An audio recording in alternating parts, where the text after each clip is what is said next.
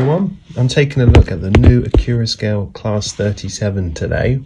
Pre-ordered this years ago again, like the 2MT, and it's finally arrived, so I'm absolutely stoked to get this open and have a look at it. It comes in an absolutely massive box, which is great.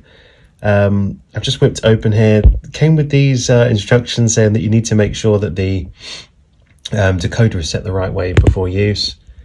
I just assumed that they'd have it set right, you know, for DC operation, for analog operation, straight out of the box. So I just stuck it on the track and hoped for the best, and it worked fine. So I think that's only really something to pay attention to if you're fitting it with a decoder. So it should be, if you're buying an analog one, it should be set for analog right out of the box, I think.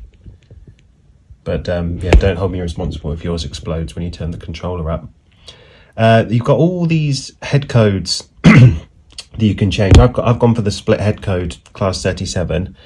You can cut these out on the left and stick them in and change them. I don't know how easy they are to change. They might just slide out. I have to investigate that.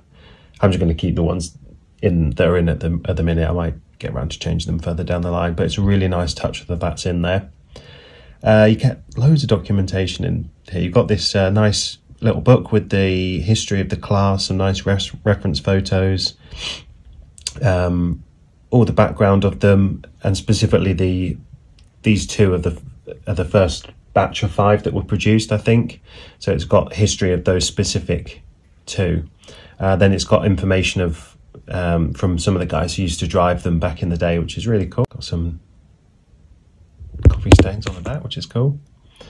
This is the manual for the operation of it. Just all the usual stuff, really.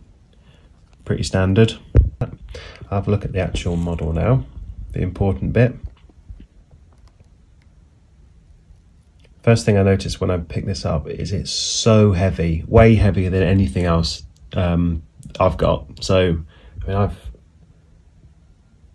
only tested it on 6 or 7 coaches now, but I think this could pull a fair bit. So this next shot was taken 10 seconds after I'd taken it out of the box. So this is the first time I've ever run it.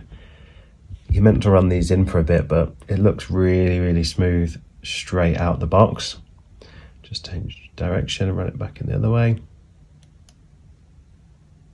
Pretty good so far. It looks awesome. I mean, I'll have a look at the details in a minute, but it captures the character of these really well, and I can already see all the really nice details on the bogie, like the chains and things like that. It's looking great. So I've got it rigged up to some coaches here, just giving it a little blast around, just seeing how it's running. The first thing I did was take off the tension lock couplings and put some KD couplings on. So I just had to mess around with a few different lengths to check clearances, basically, so I could get so it wouldn't kind of interlock buffers with the coaches. So I got it around the corner. So I went with 18s on both ends. Just testing the slow speed here. Again, I'll probably run it for about 5 minutes at this point. It's not that consistent at a really, really low speed, I think, because it's so heavy. Anything other than an absolute snail's pace, it is very consistent though. Like, this is still a decent crawl, and it's moving pretty slowly. And this is going over crossover points on a DC analog layout as well. So I did manage to get it quite a bit slower than this on the straight and on slightly cleaner track. So I'll give it another run in the other direction. See if I can get it slightly slower. Though it is moving there, it's just not super consistent. But as soon as it gets up to that point, it then is super, super smooth now, even going over points. That probably would improve if I ran it in a bit, and I think it would improve massively if you fitted a decoder in this and ran it on a DCC layout. But again, mine's old-fashioned DC, so I might switch over one day. But you know, considering this is analog, it's still unreal. I think it's a great performer. Just giving it a bit of juice there. You can see the lights, the brake lights coming on. Then when I run it back in this direction, you should see the lights behind the head codes at the front lighting up, which is cool. I'll take a look at the detail on this now. I fitted the KD coupling, as I said before, and I fitted the detail pack, which was really, really fiddly. There's so many of those little pipes to go on the front, and I had to kind of snip the bits off that hang down to make it to make the KD able to swing either way, basically. Just having a look at the kind of separately fitted other details here. You've got this little plaque on the side that's very small, very fiddly as well, and then you've got these extra grills that I've fitted too.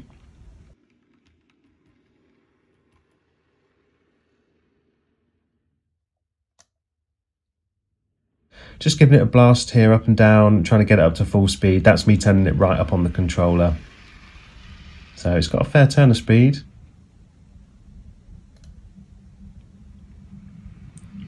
Pretty quick. I mean, I wouldn't probably be running mine on this layout that quick, but you know, if you've got a mainline layout, you might want to get, you know, run yours at 90 miles an hour scale speed or something.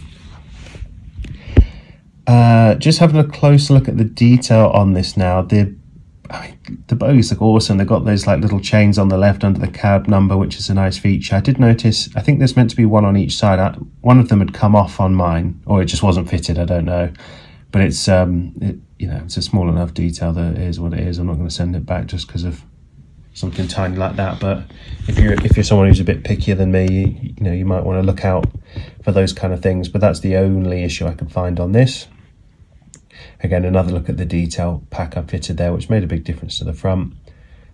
Absolutely crazy level of detail inside the cab. We couldn't see it on the layout, so I picked it up. But you can see all these dials and notices in the background. You can see details on the chair. There's the lights there at the top. So yeah, it looks really nice. Right, straight onto the weathering bench. Now, this is the next day. I ran it in a bit more and just test it, made sure it's all working okay. So I'm just trying I tried this technique on the Class 33 I got. It's basically using these oil paints to give the paintwork a bit of a faded finish. It didn't show up at all on the Class 33, so I thought, well, I'll give it a go on this and see whether it works on this one. To cut long story short, it didn't really. It's not really that noticeable. It looks quite nice here. It kind of gives it more of a slightly lighter green finish. But when it dries, it's still quite dark. It kind of blends in too much. So yeah, it was worth trying out, but it didn't really work overall, I'd say. Not really that noticeable. I'm adding a wash here. This is I think it's Nuln Oil by Citadel, which is one of the Games Workshop paints and washes. Just putting this around the details on the front and around the buffers and the pipe work, and then I'm going to overspray this area with the airbrush and then take most of it off again with a paintbrush dipped in isopropyl alcohol, as I usually do. So just doing the same thing to the other side here too.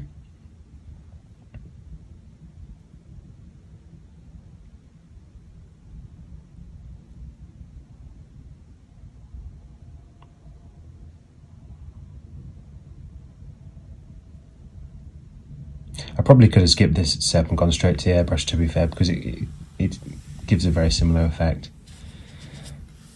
Well, I'm just going over the underframe with the airbrush. I've got the usual mix of Tamiya brown and grey, and then a tiny little bit of black as well, just to give a kind of break dust colour. Again, I'm going to use the isopropyl alcohol later to clean up the yellow circular bit on the ends of the axle boxes and the dials on the boiler. But I'll come back and do that in a minute. Switching over to the other side, doing the same thing, just being careful not to get too much on the body, but again, it doesn't really matter because we can just take that off later.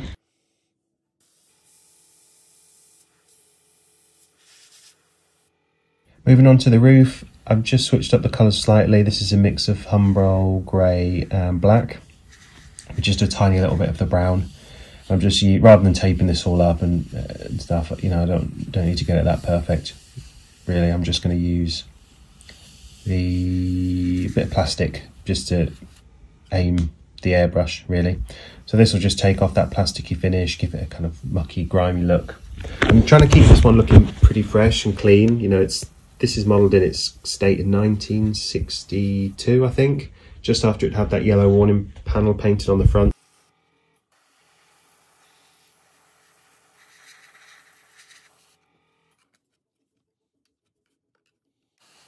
It's been quite hard to find a photo of them in this era, really, but given that they're so new, they would have been relatively clean, I would have thought. With the exception maybe being the roofs, given that they would have been working alongside steam locomotives still, so I'm sure there would have still been, you know, all sorts of soot flying all over them as they passed, or when they were based in sheds near steam depots and things like that. I've got a paintbrush and the isopropyl alcohol out now, and I'm just dipping it in the isopropyl alcohol, taking most of it off, and then effectively just wiping the airbrushed paint off, and it almost just kind of turns it into a wash. So you can leave on or take off as much as you want, but it forces it to pool into the edges and gives you a really nice streaky effect, like it's got dirty and then rains run down the front. So you just kind of keep working at this until you get the desired effect.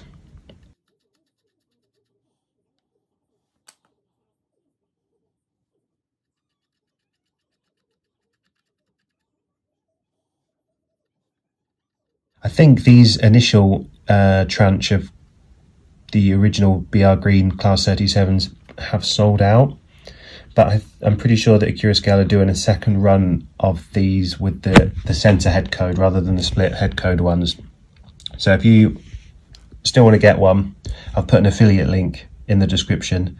I think if you use that, you get a small discount, so it's up to you, but I would absolutely recommend one of these so far. They look awesome and it runs really well, and just all around a great model.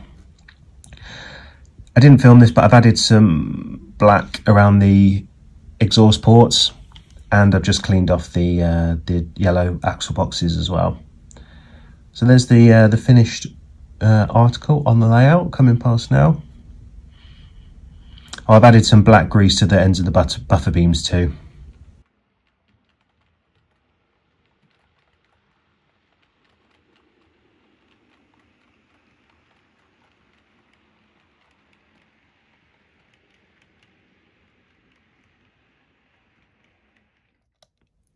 And here is the 37 after coming off the weathering bench.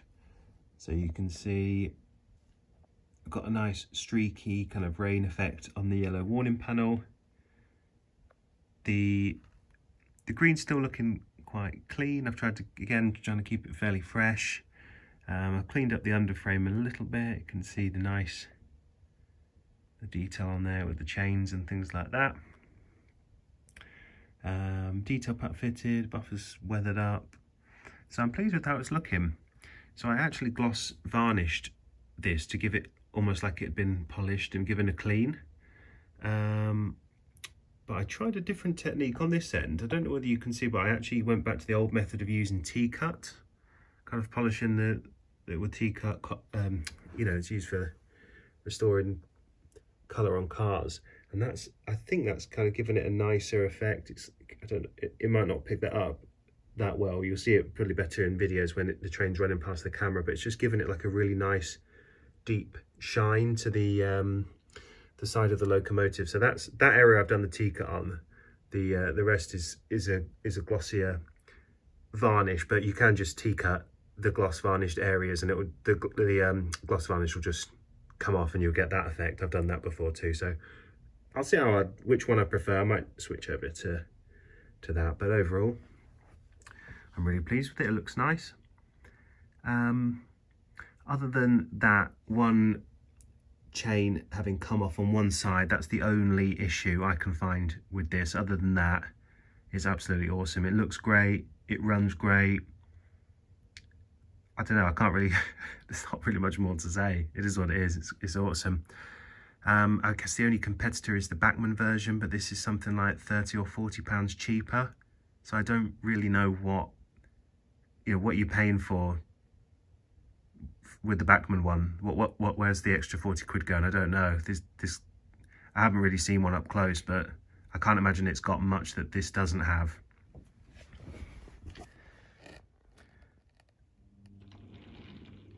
So again, affiliate links in the description if you want to try and pick one of these up. Again, I don't know how many of the first round of these are left. I don't think there are any, but there should be some of the second batch available.